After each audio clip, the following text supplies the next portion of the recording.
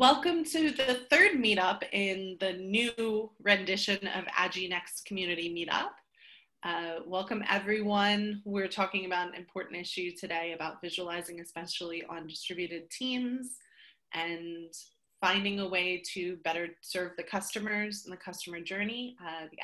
This is by the Agile Next community. You can go to agilenext.io to learn more. And please, Stuart, please begin. Thank you, everyone, for joining us. Hello, thank you so much. I'm just having a little look through all the people that are here. So a few familiar faces and names. So hello to all of you. And a few people, Russ from Oxfordshire. So hello to you, Banbury. So we're neighbours. So yeah, welcome. This is just to get you prepared. I want this to be as interactive as possible. So expect a little bit of visualization. So grab a pen and paper. Or tablet, whatever you want to use. But it'd be great if you could grab a bit of pen and paper for later in the session. It'd be great to make this nice and interactive. As mentioned, please add any questions you've got to chat. Throughout the session, I'll be reviewing chat, but I'll make sure we've got time for a Q&A at the end as well. So any questions I haven't managed to review as we go through, I'll do then. And there'll also be opportunities to share the things that we're doing, and we'll use Zoom and use the hand up icon and get different people unmuted if they wanted to share anything. So fingers crossed, hopefully you can all see the screen. Yeah. So I'll be using in this time of disruption, whilst we all pivot more heavily online, you might be interested in the tools that I'm using as well. So I'm using Notability, which is allowed me to create a PowerPoint, export it, and then I can sort of draw and things on top. So just thought I'd mention that now, just in case you're interested. And that's it. So expect to be, hopefully get your input, and we'll hear more about you guys as well. So a virtually visual approach. Well, it's just a spin on words. It's completely visual, but it's virtual. So there's no reason why any of this, the principles and the learnings and the practices of all this stuff can't be done virtually. So we'll have some discussions on that as well. So first things first, this is a talk, an interactive talk workshop around the benefits of customer journey mapping. Okay, so that's the key focus of this, is customer journey mapping. But with some really important elements that I want to sort of walk us through, which is visual thinking and storytelling, creative storyboarding, and the desirability factor. So the desirability factor being, you guessed it, the design thinking and innovation side of things. And if any of you have ever been to any of the talks or workshops that I've done, you'll know that I will be expecting a little audience participation. So as I've said, grab a pen and some paper. I'm just going to close that down and add up chat so I can make sure I don't miss anything there. Brilliant. So a very, very quick introduction of myself. My name is Stu. Stuart, you can call me what you like. I'm very, very passionate about all things visual thinking. So you've probably seen me, like Emily has, shackled to a drawing board in a conference somewhere where I'm live illustrating away at some of these wonderful conferences. And I think you'll be surprised with my history of visual thinking and how I describe visual thinking. So that's a big part of this talk that will be about that. Also very passionate about all things Agile and design thinking and innovation. So lots of stuff on here. I can see a lot of familiar names that are very accustomed and passionate about innovation and design thinking. So I really do hope this sort of aligns to the things that you're talking about right now. So that's me, and experiences working in social care, working with adults with disabilities, where some really key learnings came around from using visualization as an enabler for communication. I've been a business analyst, I've been an Agile analyst, I've been an Agile coach, and I've spent most of the last sort of decade in the Agile space, where I've been using a lot of these skills to support teams to collaborate effectively. whilst assisting teams to validate ideas and such like. So there we are. So hopefully you've all got pens and paper ready, and we're good to go. So customer journey mapping is the key to this talk. And then we've got some key ingredients along the way, or as I may describe later, as the moments of truth, the MOTs in your journey. So first things first, I think it's pretty fair to say that telling stories is one of the most powerful ways we can influence, engage, teach, and inspire. But how easy is it to engage people and make information memorable? So over to you guys in chat. What I'd like you to do is I'd like you to add in there, type in your favorite illustrated children's book or favorite children's book. Please add your favorite children's book or comic into the chat. Give you a few seconds, or well, I'll give you at least a minute. Wonderful. Great. I love this. I most of the time I know most. Oh, lovely, lovely. Interesting how many of these have been turned into a film.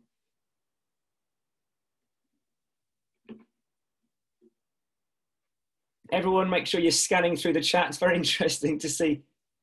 Great. Fox in Socks. Lovely. So we've got a couple of Gruffalos, Peter Pan, Tintin. I'll just see if there's any more just in case. That's great. So this is fantastic. Wonderful. Now, the chances are you remember these children's books thanks to a dazzling array of pictures that bounce from those pages. For me, it's undoubtedly got to be any of the Roald Dahl books illustrated by Quentin Blake. Wonderful, wonderful books, and those pictures really bring the stories to life. Now, the reason for this is, the pictures really do help you to navigate those pages. And I used to always talk about visual thinking and talk about right and brain thinking, all these theories, but that's complete. I've never mentioned that now. Over the last few years, I've been accustomed to what's described as visual literacy. And that's right, Anneliese Tillman has written a lovely academic study on this. And she suggests that children learn to associate the pictures with meaning because they cannot read the words on the page. Now, I love theory and I love all this stuff, but I like to put these things into practice. And my kids are big now. So I went to a local primary school last year where I trialed this out. And I was working with sort of 3-4-year-olds that were going in from nursery to primary school.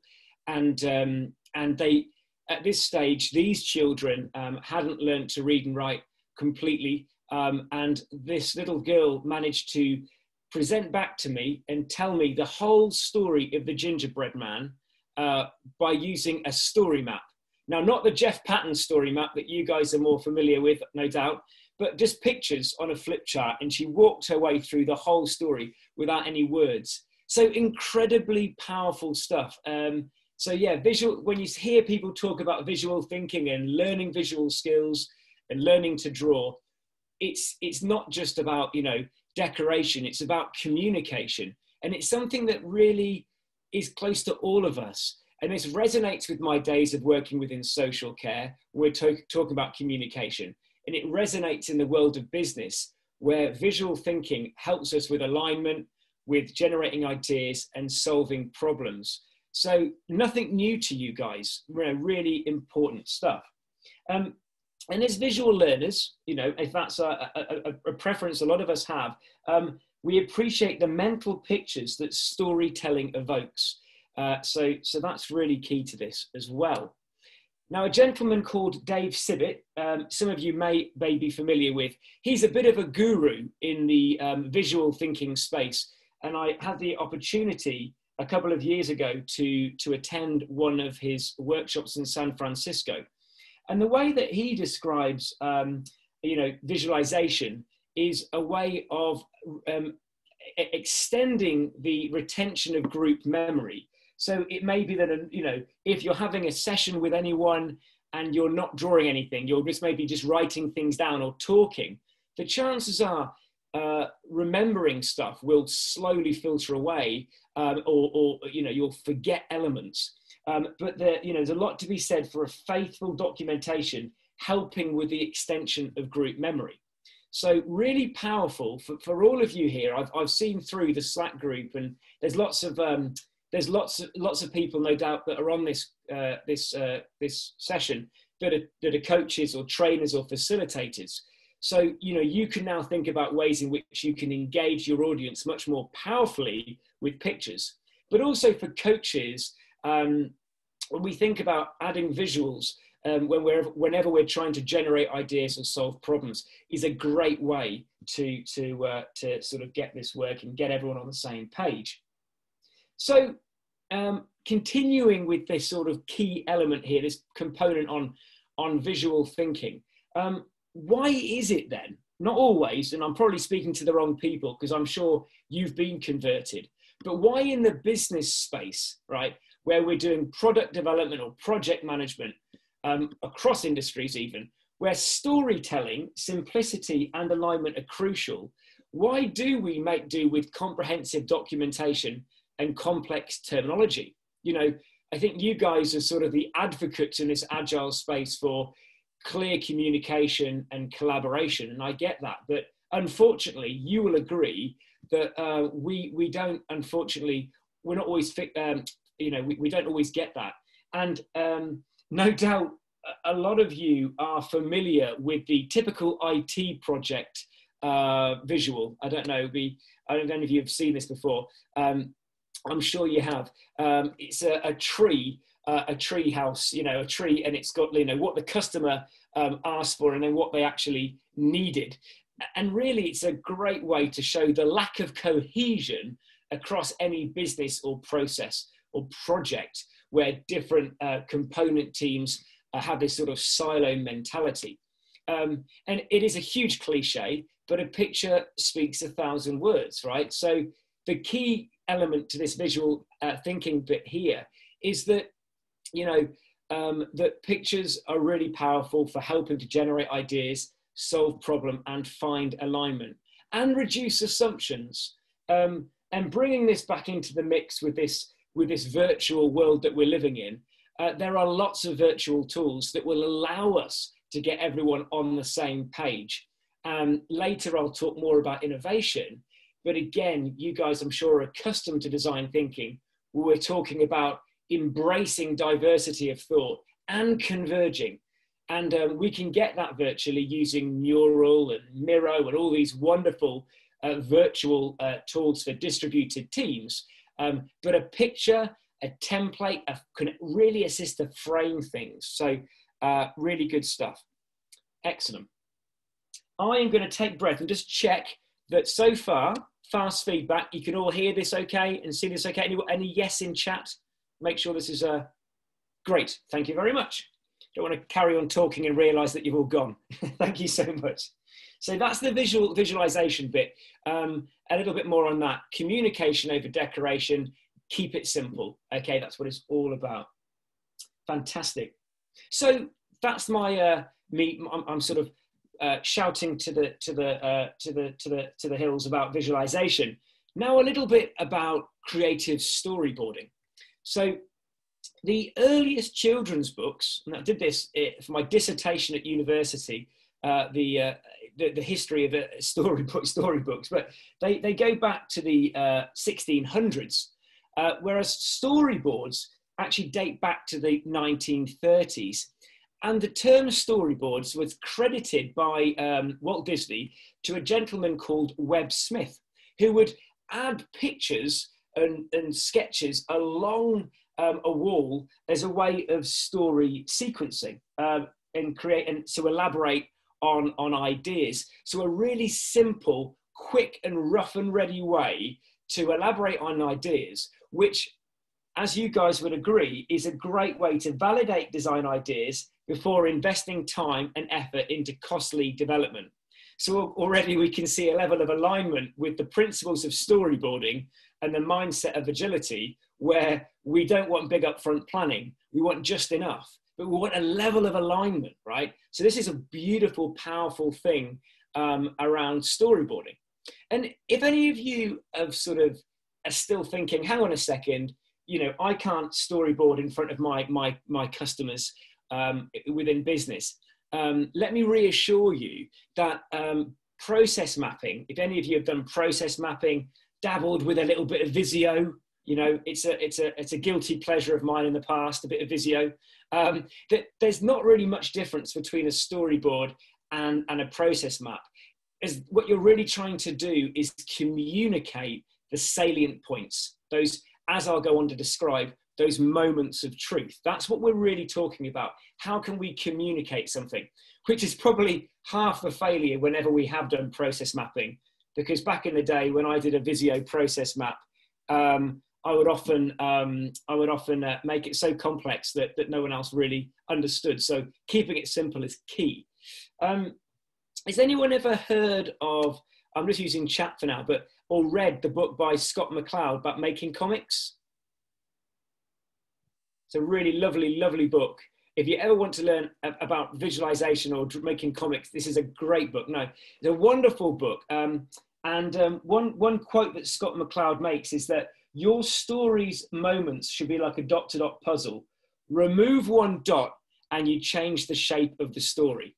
So what business story or customer story are you trying to tell? How can you tell it in an impactful way? And what are those key moments of truth? How's about this then? Has anyone ever watched the wonderful video by Tom Wojcik about it's how to, and it's an exercise, how to draw making toast. How to draw making toast. No, okay, yes, a few yeses. Doesn't matter if you have or you haven't. I hope you're now ready, ready in the waiting for a little exercise. So it's a really good video. It's a video and an exercise, and there's a website around how to draw making toast. Tom Wojcik, by the way, is the same guy that did the Marshmallow Challenge, which is another well-watched video around understanding how to be pragmatic within agility, and that's another exercise which is well used. Oh, thank you for sharing that, Jennifer. So the idea with the how to draw making toast is really around solving wicked problems, and it's all around complexity thinking and touching on systems thinking.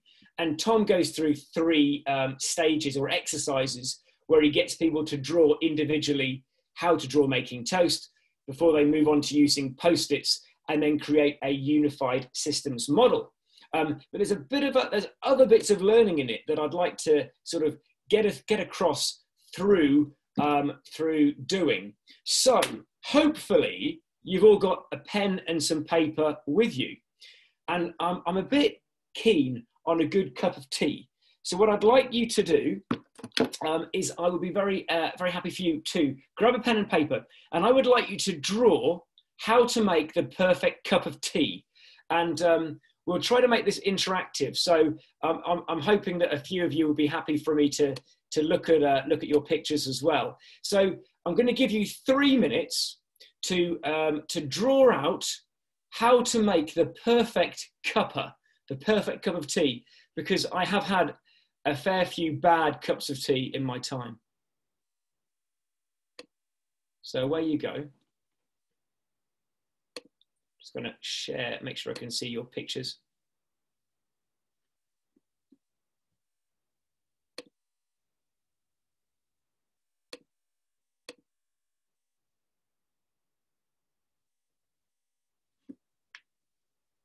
Any questions or any confusions? Any confusion, please just put something into chat or just raise a hand. But hopefully, I'd hope that most of you have drank or at least attempted to drink a cup of tea and made a good cup of tea.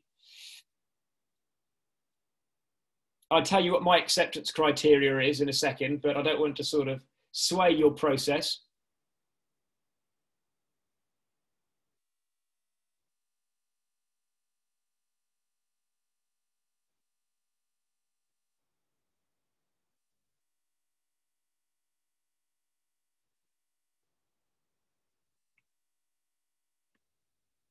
So wiggle my picture there so it doesn't fall asleep.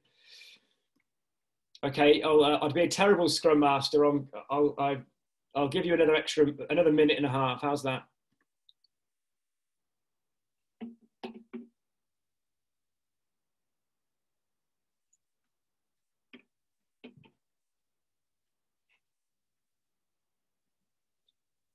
And at the end of this, I'm hoping not to you to be voluntold, but I'm hoping for some volunteers who can who are happy to share their pictures.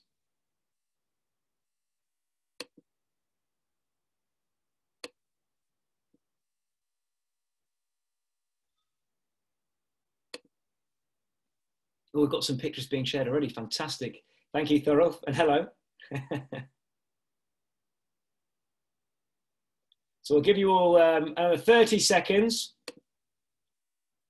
Another key thing that I mention to people when visual thinking is don't be precious, keep it simple. So we're not looking for works of art. How do we share a picture on Zoom? So we're just going to use our video in a second. You could, I don't think you could upload. We'll just use the video camera. So if you turn your cameras on, and to make it easy for me and Jennifer, if you could just raise a hand if you're happy to share your picture, and if it's okay with Jennifer, throwing all the technical elements to Jennifer here, if you could raise a hand using the icon so that you're happy for us to, and then we'll unmute you and you could just show us and talk us through your process. So brilliant. Emily, your hand is raised. Could we unmute Emily and can we make sure Emily's camera is on? Way too quick there, I shouldn't have done that. Do you want me to talk you through it? Was that Stuart? Oh, that would be great. I've got to find you first. I've just got to find where you are on my... You're doing great, Emily. You pop up with the rest of us, so... Or maybe you pop your screen share, Stuart. Okay. I'll unshare for a second. Good point. Okay. Let's unshare. There we go. And go for it, Emily. Oh. Okay, so I have to say I don't drink tea very often. Actually, I don't drink tea. But so I have some water. This is my kettle. I have a nice kettle. Tea bag goes in cup.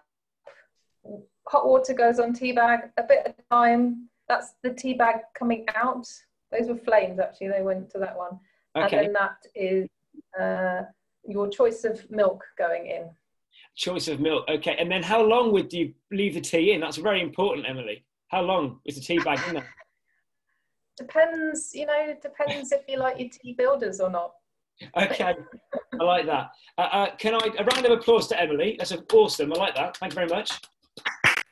Wonderful. Up seems to be Deb's. God, when you suddenly regret that you said you'd do something. You're in a safe space. Oh, I'm not sure about that. Can you even see that? Yes. Lovely. Oh, that's great.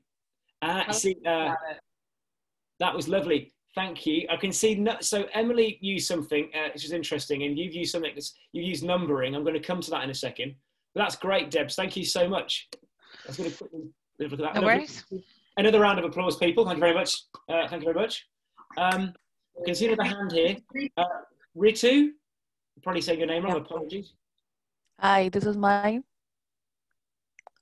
Ooh. I think you're seeing a mirror image. Big bit of colour going on there. Awesome. The perfect cuppa. Oh, look at that. Great. Thank you. So round of applause. Keep that up there for now. If you keep that there. Keep your picture up. Can you hold your picture up for a bit longer? Thank you. Sure. So, undoubtedly, all of you have created some wonderfully unique pictures, and they're all very different, but they all have a common quality, and that is that in the talk by Tom Woodjack, he suggests that the pictures usually contain nodes and links, which are the nodes are the tangible objects, so it could be the person drinking or the cup, and the links are the arrows or the numbering. So thank you very much. You can relax your hands now, but you can see, people use numbering. Deb's used numbering, and there were some arrows as well. So it's quite interesting. So that's and Tom Woodjack will suggest the nodes and links being the the combination that makes the systems model. But I wanted to sort of make reference to them. I just want to now share again, so I can make reference to them in the context of storyboarding. So I think it's quite nice. So I'm just going to share away now. Hopefully, just wait till you can see that. And that is that the wonderful thing about storyboarding. So I didn't give you any rules there. I know that Emily used a storyboard, but the others, I think there's some storyboards being used and some weren't. But there was no rules. But with a storyboard, the beautiful thing is that you don't necessarily need to have the links because of the unwritten rule. This is how Scott McCloud would suggest, the unwritten rule between the artist and a reader, and that is the flow from left to right and top to bottom. I'm going to say here that obviously this relates to most modern languages used in Europe, North and South America, India and Southeast Asia. Obviously there are at least 8 languages that use a script from right to left. So I think this goes for saying about knowing your audience and knowing your customers. But you know, if you know that majority of people are reading left to right, then there's something quite powerful about sort of understanding that. And the wonderful thing, therefore, about telling a story is that, you know, you can do away with the links because the frames speak for themselves. And then you're also allowing that sort of space for the recipient to fill in the blanks and be creative. So quite powerful, really. So there we are, sort of the benefits of storyboarding. You guys were I could see how much you enjoyed that. So I'm going to make you do another little exercise now. There are many different types of storyboards or stories that we can do. But what I'd like you to do is a very simple storyboard for me, either using Post-its or just your bit of paper again. And again, I'll give you 3 minutes. Remember the rules of keeping it simple, have fun, and you are in a safe space. I'd like you to draw 3 pictures that will represent a trigger, an action, and a reward. Okay, this could be work-related, or it could be home or personal. Anything at all, anything goes. So trigger, think about how does the problem scenario initiate? And in my situation, I've got a flat tire. The action, how is the action executed? I blow the tire up. And then my reward, how is my persona gratified? I drive off into the distance. So there we go. So 3 minutes to do this. And again, there's a little bit of learning through doing. So have fun, and then we'll debrief. I should have some drawing music in the background, but I haven't. So just sort of do a little bit of humming to yourself. I'm not drinking a big vat of vodka, by the way. It's just water. Although not a bad idea on a Monday morning.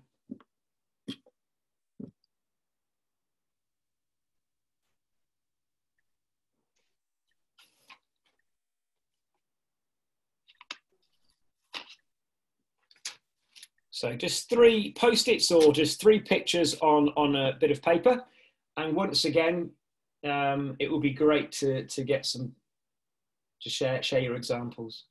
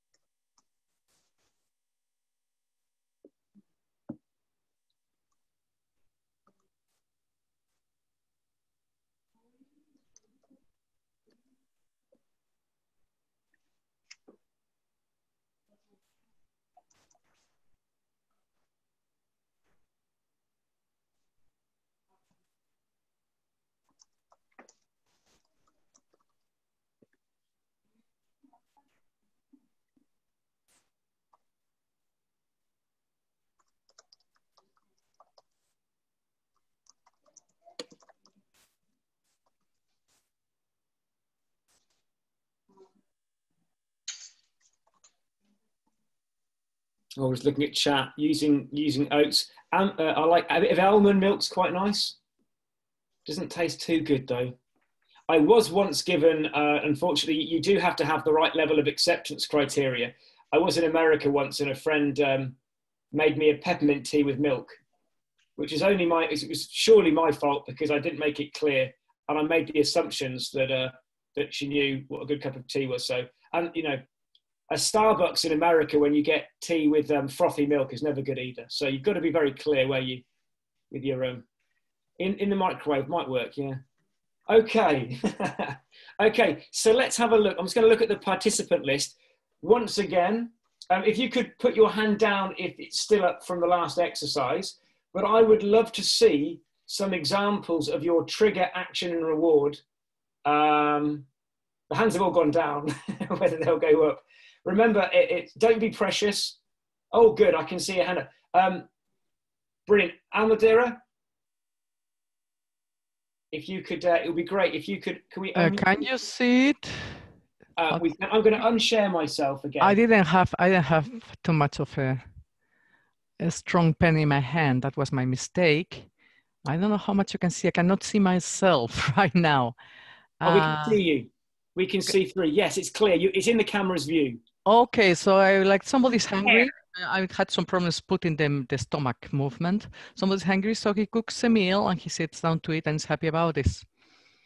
Excellent. Love it. Round of applause. Love it. Good. Awesome. Awesome. Great stuff. Great stuff. Oh, we've got quite a few. This is where I always pronounce people's names wrong. Is it Ilaria?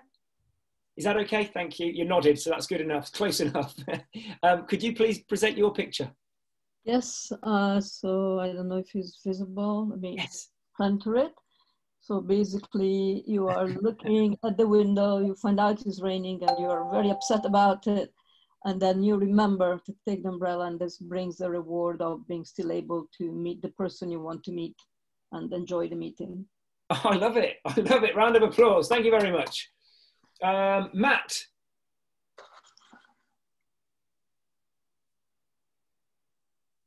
We'll have to unmute me, sorry. So I've got this was supposed to be a bed, but it didn't quite work out. On a really, really, really hot day outside in the sun, too hot. So that was the trigger. The action was we go up to a little kiosk and buy an ice cream, and the reward is eating that wonderful ice cream. This is awesome. Round of applause. Lovely. I can see you've all got a very unique style of drawing. This is lovely. Thank you very much. Paul. Just make sure I get the right place. Yeah, so the entry of COVID-19, which meant we had to cancel our holidays, which the reward was money still in bank account. That's a kind of a good and a sad story at the same time. Yeah. Lovely. Round of applause. Thank you very much.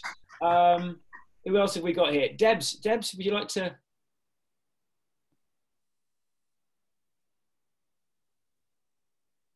You're on mute. All right, there you go. So mine is I drew it in pen this time. So you wake up in the morning and you realize it's already a certain date that's been crossed off in the calendar, which prompts you to go and dramatically choose something online. And the end point is, the reward is the birthday cake arrives and the person whose birthday it is clearly very happy. This is awesome. Lovely drawings. Round of applause. Awesome. Awesome. Awesome. Thank you so much. Great stuff.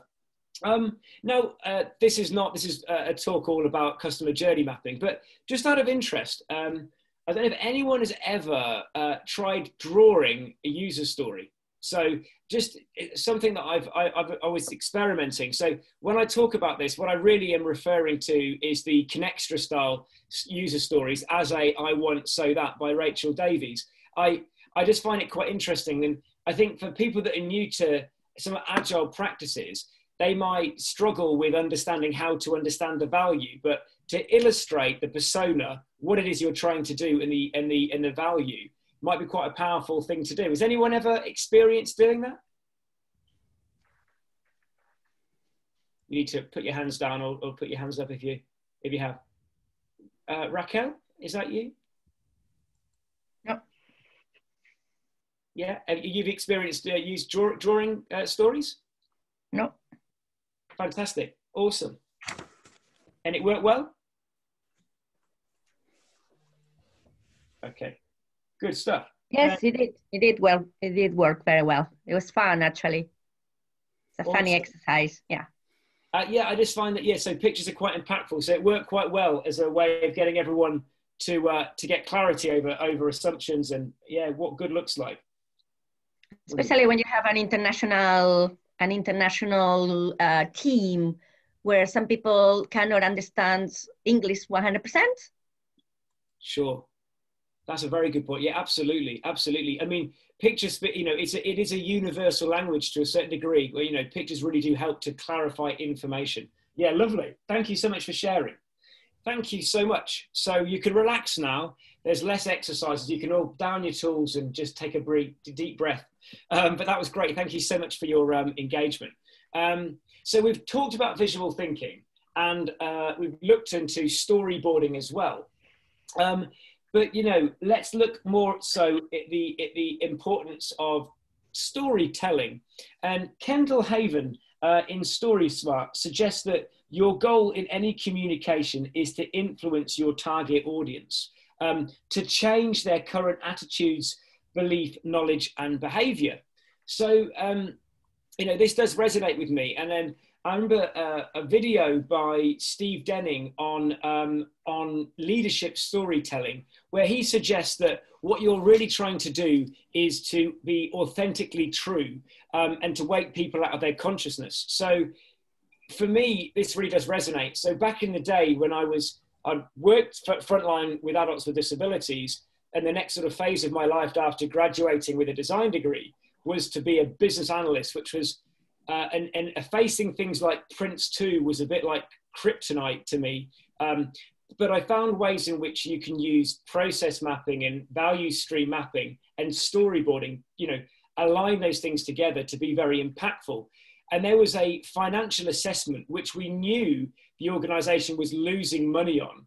So by using value stream mapping and using a ratio, I managed to present in a storyboard you know, the fact that it was only 0.005% value add and illustrated all the key milestones.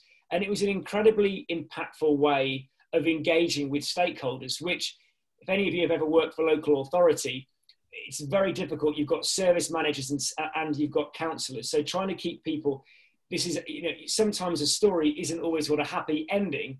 You've got to tell people a true story. And you've got to wake people out of their consciousness. And I think this is really, really important.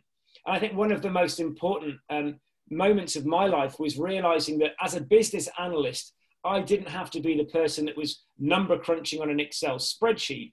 But around the time of the terrible incident with Baby P, where different social workers hadn't come together to align and realize that there was a huge impact in an area of abuse, we were creating a multi-agency software hub, multi-agency safeguarding hub. And within that hub, it was a kind of way of trying to align things. And I would process map all of those different sort of processes and bring that together. So it's really powerful stuff. Just bring this back up. If I don't talk to my iPad enough, it gets very upset and turns itself off. So I have to, it gets very upset with me. There we are.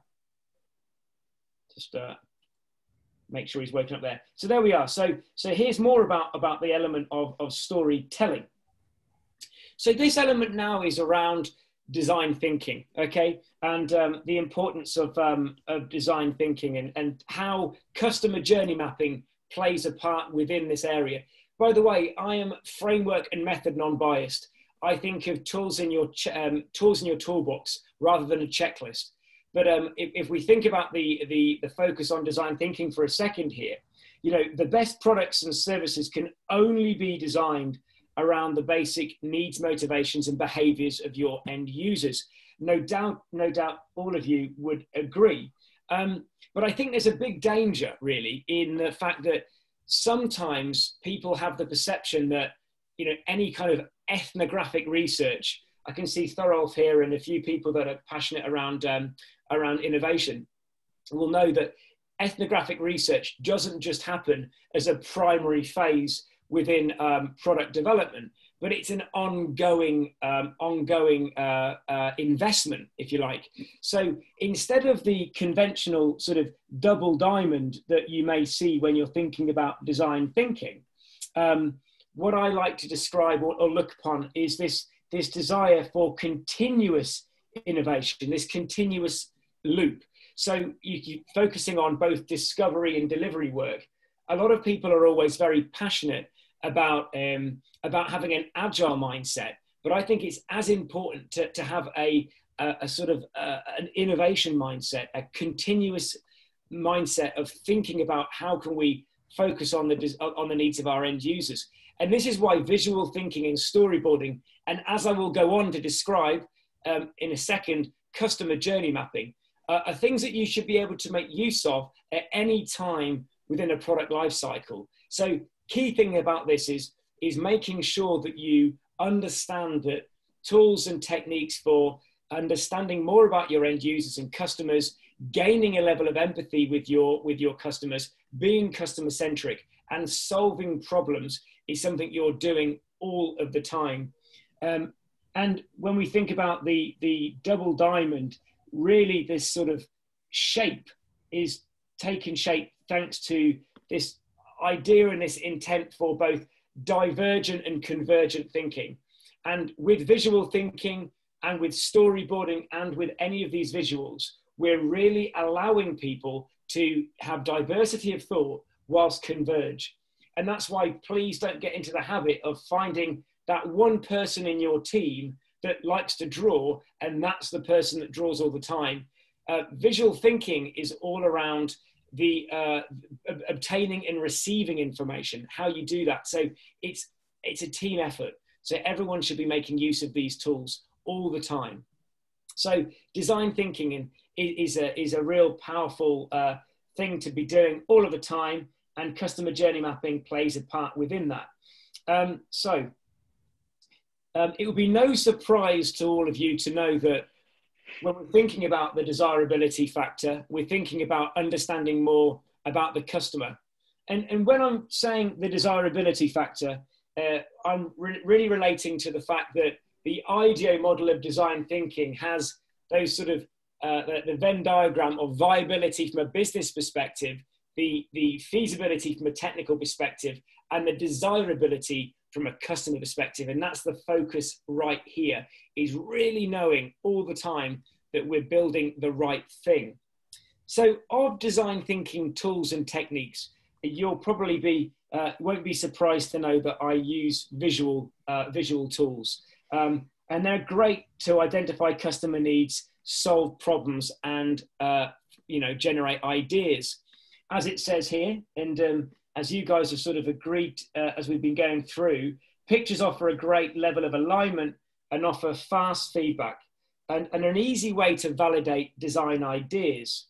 So jumping into design thinking here, what a really quick way to validate design ideas and prototypes. And from an agility point of view, if we're working in Scrum, for example, in a retrospective, a really quick way to understand how we're feeling, what's holding us back and what's pushing us forward. Really a good way to get a level of alignment.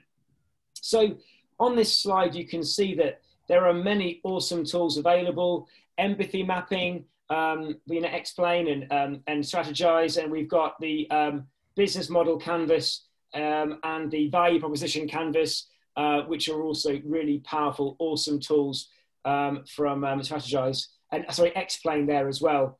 And at the bottom down here, we've finally got there, customer journey mapping. It's one of my favorite tools for understanding more about your customers and your end users. And just to so that you really appreciate, as Luke Homan says, it's not, don't look at innovation as a checklist, but tools in your toolbox. So as we go on, you'll see that customer journey mapping could be something that we use up front when we're trying to understand the behaviors of certain customers, or what we perceive to be a customer's behavior and how they may use a product. And then right at the end, when we're validating and testing, we might want to do some customer journey mapping to identify the behaviors of our customers and sort of see and preempt what new features we might create based on their behaviors. That's sort of touching on sort of impact mapping and things like that. So when we come to customer journey mapping, it is really a really powerful tool. So if you ignore the bottom part of the slide for a second and just look at this top section just up here, a customer journey map, okay, is a great way to portray your customer's experience with your product or services across major and minor touch points. So it's really a way of identifying the gaps between a customer's experience and the ones actually received, being those moments of truth. Now, an MOT, or if you've ever done service design or gone into any customer satisfaction and understood this term or heard this term MOT or moment of truth, it works quite well in the UK because an MOT is what you do every year for your cars, vehicles, yearly test. And it's quite rightly very important. It's either a pass or a fail, right? You want that pass. So those moments of truth are exactly the same. And, you know, if we think of something very, very simple, Amazon, I'm sure you guys have been going crazy for Amazon over the last 4 months. Amazon are definitely one organization that have been very successful in this moment of disruption. Amazon, you know, let's think of those key moments of truth for a customer. Searching for something, buying for something, how it's being delivered, the delivery, and then end of care support, you know, if we want to kind of return it or something like that. No one really cares about anything else from a customer's perspective. So the beautiful, beautiful thing about customer journey mapping is it provides a wonderful cross-business unit view. You know, if you were sat in a pub and someone said to you, what do you do? And you say, I work for Amazon. And they say, oh, what do you do? Oh, I work for the infrastructure team. They'd be like, bored, right? They want to know about, you know, you've got to think past. Remember that slide I had about the IT business, the IT project. You've got to see the cross-business unit. You've got to appreciate, you know, the experience for your customer or the flow of value for your customer from end to end. So regardless of, you know, if you're thinking about scaling frameworks such as SAFe, if you're thinking about improving a service or an experience for a customer, you know, or you're creating cross-functional feature teams within Scrum or whatever, it's a really good way to think about the whole. You know, it's again this systems thinking approach. So, you know, really, I really do emphasize the importance of customer journey mapping, not only to improve the experience for your customers, but also to understand the experience internally. So the other things that I just wanted to sort of raise on this slide here are that I like to customer journey map, and then I like to do a service blueprint where underneath that line here, I like to sort of draw out, well, sorry, forgive me, that sort of should be under there, underneath the experience line, and it's completely up to you how you do this. I like to create swim lanes for the process and the services and the teams. And this is a great way, again, to think about the level of complexities that lie within the system of a product or a service. And then we can start thinking about how we can lay over new things on top of this. So once you've done a customer journey map, you may wish to think about those processes and stuff underneath. And now you'll be glad to know that if I quickly add a bit of space here just to draw, there we go. Just add this little bit here. Again, just referring to something that I mentioned a little earlier on. We think about the desirability from a customer's perspective, the viability from a feasibility from a technical perspective, and the viability from a business perspective, and we juggle those three balls, which you know, that's where innovation sits in the middle there of the IDEO's sort of the sort of sweet spot for innovation, or what I like to describe where product ownership sits.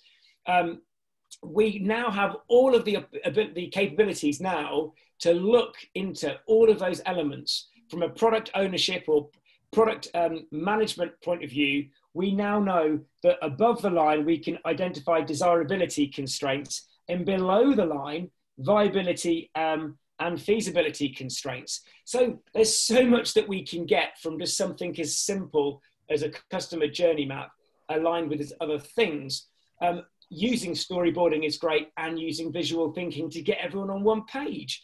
The other really powerful things here are the ways that we can then think about ways that we can add additional information to improve how we can reduce efficiencies and things like that. So, you know, again, these are just tools that you can use whenever you need to for the right moments. As an example, I like to overlay this and then sometimes add, if you're B2B, as an organization, you're an organization that support a business, you need to understand how that business is supporting the customer. So maybe having 2 swim lanes for customer experience, so you really understand the value that's the end user and to the business or the customer that you are supporting. I like to also move on then to how might we's and define where we can remove the biggest inefficiencies within a system, which could be to the customer or it could be to the business. And so just in case you guys really want to get your teeth into this and really have a go, I also run workshops, customer journey mapping, or just storyboarding workshops like this. And the really beautiful thing about this is, in fact, too much from me. Has anyone, just put into chat, has anyone ever done any sort of ideal state or current state or ideal state mapping? Has anyone ever done that? I won't, yeah, brilliant. There's a couple of yeses. So, so it's a really wonderful thing that you can do here. Just give this a go, it's great. If you say to a group of people, right, you say, right, choose a value proposition that you offer to your customers, or choose a product or services, right? And then sit down and then, you know, work through the current state and then work through an ideal state. The problem is, and it's no one's fault, is you are totally hung up on the constraints of viability, feasibility, and desirability. It's a bit like how important you are to an organization when you're new, because you're not part of the Borg. So you can ask those questions of whys and those whats, like that annoying child, right? So whenever I do a customer journey mapping exercise, I always split a group. I make sure it's clear they understand what the trigger and the reward is, but I split them. And I get one group to look at the current state, and I get one group to look at the ideal state. And then I get them to bring those 2 visuals together in 2 lines, and so that they can, as I like to describe, keep your feet firmly on the ground whilst you reach for the stars, okay? And then you can start to think about a 2B. So yes, we can't have teleportation. It's not going to happen. But is this really a constraint? And it's a wonderful way to start thinking about your strategic approach and your roadmap to change. You've probably gathered, if you've never heard me talk before, others would have already known this. I'm quite enthusiastic, so I hope I'll take pace on my final slide. This is this, you know, one last little bit of learning. There's a wonderful advocate for innovation and somebody who's very who really sort of has their own cycle of this Mobius loop, which really talks a lot about sort of this desire to continuously strive for improvement. And that's Gabrielle Benefield. And she talks about outcomes versus outputs. The goal is to deliver the maximum outcomes for the least effort. And this resonates with a lot of what other people say, such as Roman Pichler with the vision canvas, when we think about the differences between the featured capabilities and the needs and motivations of a customer. So whilst I've said all of this important stuff about customer journey mapping, remember that those moments of truth are not the sort of the ultimate aim. The aim is an outcome for a customer. So you could say that the reduction of moments of truth is a sound, is something that you know, is a desirable factor. And that's it.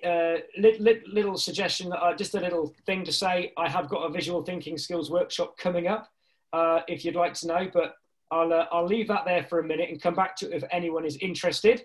But for now, I am really happy to answer any questions related to visual thinking, storyboarding, customer journey mapping, design thinking, not COVID, and nothing to do with politics, but I'm also happy to talk about Agile. Away you go. Maybe do you want to stop sharing screen so we can see everybody? Absolutely. There we go. Hello, welcome back, everyone. I would like to repeat what the tool is that you were using again. Yeah, great. So this is what I'm using here. I'm using an iPad. Other tablets are available, and I'm using software called Notability. So during this time of lockdown, whilst we're all pivoted this way, I know Al Medina and different people, we've had some great conversations. I know we've had some discussions. Notability is just an app, and what it allows me to do is, if you create a PowerPoint deck, you can export that as a PDF, so it's flat, and then you can import it into Notability, and then you can draw on top. I used to present talks like this, and I would just sort of highlight the words in yellow and not. It was all very linear, but this is a much more interactive way of doing it. I almost wonder if it would be interesting if you've tried to experiment to send the slides ahead so that you encourage people to interact with the app and use it while they're taking notes as well. I think it's very interesting for someone, if you're attending an event, to be able to do that. But I saw, Paul, you're basically storyboarding the entire lessons, right? To put you I wouldn't say the entire thing, but yeah, there's chunks. It'll be great to see if you don't mind sharing. There's more words on it. We have another one. Wow. Oh, I've got the wrong one. Oh, brilliant. Oh, that's lovely. I can see. Oh, lovely. Great stuff. That was very visual and very beautiful. So I'm sure we would all like to do that as well. Well, that is awesome. Awesome, awesome. Yeah, absolutely. I think it's just, I think the really important thing is, I think people really panic about when they hear the word visualization and visual thinking and assume that you know, you just have to have a degree in art to do it. It really is about communicating, and you know, anyone can draw. And then I noticed Debs asked a question. I struggle sometimes to know what to put in the picture. Any hints or tips? Absolutely. So this is there's a 3-step process to drawing, and the drawing bit is the easy bit, really. There's the active listening and then the synthesis. So undoubtedly, I've probably attempted to draw some of Emily's talks or whatever, or some different people's talks here in this group right now in the past. And the idea is to try to capture those salient points. So if you're standing there and you're the visual scribe in your team, or you're drawing at a conference, or you're doing a sketch note, and as Paul just did awesomely, and a few of you, you know, what you're really trying to do is to do that. So to answer your question, Debs, is there's a few things that you can do to assist you here, and that's the use of templates. So a little bit of preparation. Let's say, for example, if Paul said, I'm going to tell you the five benefits of retrospective, you're like, oh, wonderful, right? So you've then got to draw a template with 5 areas. So you're suddenly like, wonderful, that's really helped me.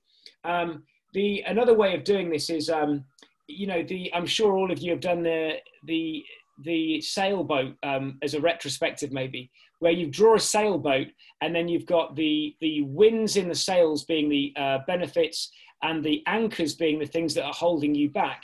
So this is using a graphic metaphor already, or a framework like the business model canvas, or a SWOT analysis, or Kinevin.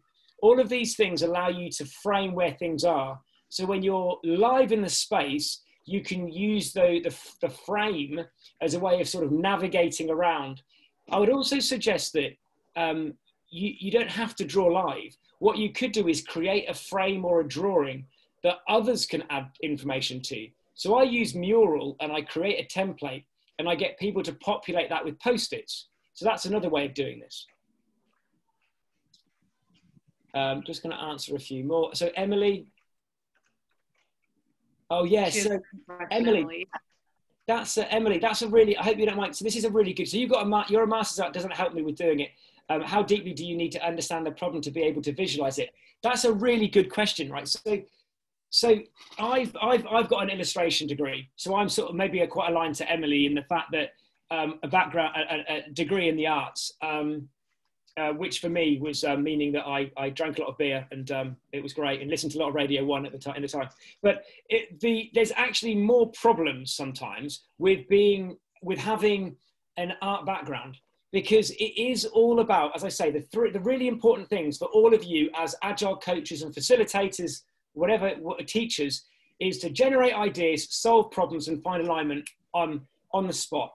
And if you've got an art background, the chances are you'll start being precious. And I'm not sort of suggesting that's you, Emily. I'm just saying that was definitely me, but I would be quite precious. So I've had to learn how to keep things simple. So sometimes that's why I want to say that anyone can make use of this, and that everyone can have blockers dependent on their experience of drawing.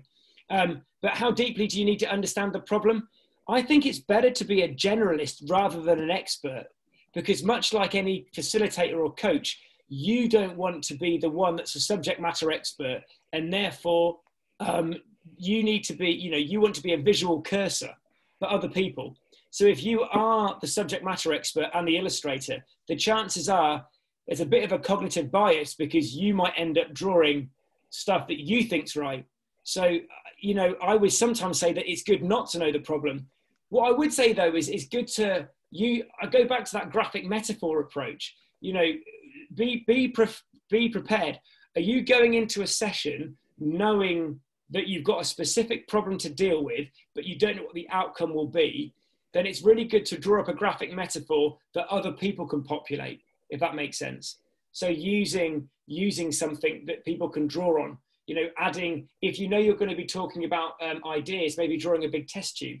I don't know, but that can help. But the other trick to this is that if you as a team know there's going to be some repetitive words or pictures that you'd like to draw, create a backlog, and then a prioritized backlog of things that you need to draw, and then do a graphic jam exercise every week where you all draw that thing, and then you share your examples and you iterate over that. So you start to build a visual vocabulary. The other big cheat is you go to Google and you type in the word icon after the word, and it simplifies it. So that's a nice little cheat for doing that as well. And I think it's important to remember, because as we get on teams, I'm sure you develop this graphical vocabulary like you talked about, so everyone knows, oh, that equals that. A new team member won't speak that language, so we have to constantly speak out loud to identify and translate that language to the new team members, especially if you're bringing in people from different cultures. Different things mean different things. Like in Spain, it rains seas, while here it rains cats and dogs. Yeah, absolutely. I love that. Yeah, I love that. And and the same to be said for stakeholders. So you don't have to, you open the stage to make things visual, to assist with learning, and it's a really important thing. And then you can even do that with stakeholders. What are the top 10 things that we want to look at? Whilst we're on that, we talk about our responsibility and our duty to assist people with learning and taking on information. Although I spent 10 years working with speech and language therapists, I am not versed or a specialist in with dyslexia. But what I do know is that with all the blogs and things that I've created about where I've worked with schools, a lot of people that are experts in that area have said, thank you. You don't realize how many adults there are that are undiagnosed with dyslexia that would really benefit from visual thinking. So I'm just providing feedback from what I've heard from others. And I just think that there's something so powerful, like you were just saying there, about creating a language in which people can really understand. So, it's almost a duty to think of ways in which you can reduce the amount of, words you use and use more pictures. A few more questions here. Can you share your Miro template? I will do in a second if I get the chance.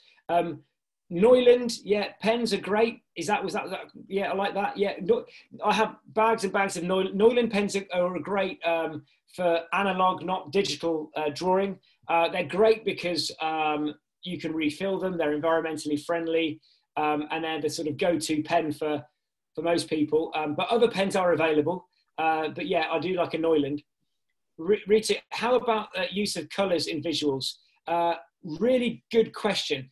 This does come down to choice.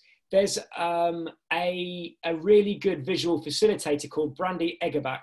I don't know if anyone has ever heard of. She's from America, and she uses colours as coding to mean different things.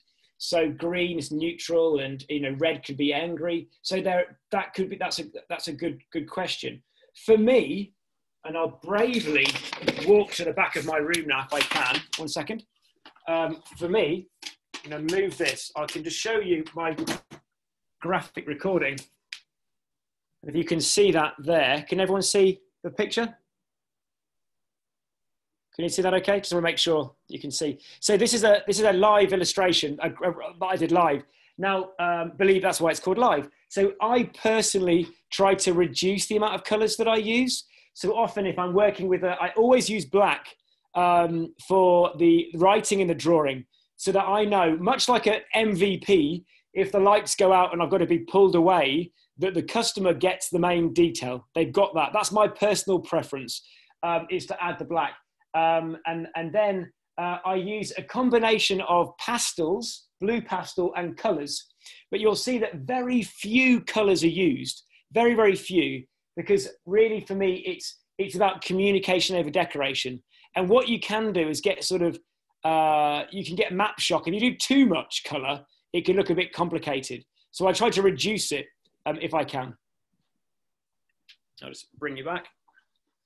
And then I just want to ask one last question from the audience before we wrap up. Jai says, is it okay to set goals when we do story mapping? Do we set goals when we do story mapping? Is that a question for me or for all?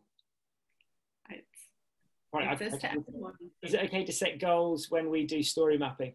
Story mapping or storyboarding? I just want to check. Oh. Just want to make, because it's a good question on story. Clarify the distinction between the two of them, Stuart. Yeah. If you just JY, if you could just put storyboarding or story mapping into chat. If your question was related to story mapping and we're talking about Jeff Patton's story mapping, I think that the clarity of goals is something that is really to do with a collaborative opportunity for all stakeholders to get together to appreciate what your releases will be. So I think that it's a great way to set goals, but in the Agile space, undoubtedly, we're always changing, right? That's the whole idea of Agile, right? Is to be responsive to change. So we might have high level ideas of what we're trying to do.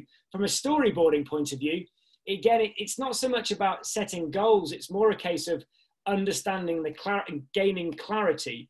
So just to emphasize, if we're storyboarding, we're trying to understand and gain empathy as a form of ethnographic research, know more about our customer and gain more insight. And if we're doing it from a customer journey mapping point of view, we're using that as a frame to understand what we can do to make improvements. So I think there's always opportunities. Oh, you've responded both because we have the requirements from clients. Yeah, I mean, you can storyboard something and you could write it up. And it depends, right? It depends on your situation. So if you're in the uncertain space and agile ways of working are important, then the question really is on educating your customers into understanding that nothing is certain, but these are but we'll flex the requirements, but ensure that you get what you need to get within a fixed time. But I know that Pixar, they use storyboarding and they use Agile. So I guess there's always, my agile heart comes out here and just says there's always opportunities to pivot. But visualization provides a clear visual for us to sort of set our goals on. Thank you so much, everyone, for joining, and thank you, Stuart, for the time you've given. Anyone on this call is welcome to join our Slack community. Just private message me your email address, because I can then send you an invitation, GDPR, etc. And I'm sure Stuart would be happy to continue the conversation. If people want to contact you, Stuart, that maybe are watching this video afterwards or on this call, how is the best way to contact you? Feel free to reach out via yourself, via the Slack group, which would be great, or you can contact me via LinkedIn. Please feel free to reach out. Stuart Young on LinkedIn, or Twitter, Stuart Live Art. Okay, great. Thank you very much, everyone. Very sign language applause now. Thank you.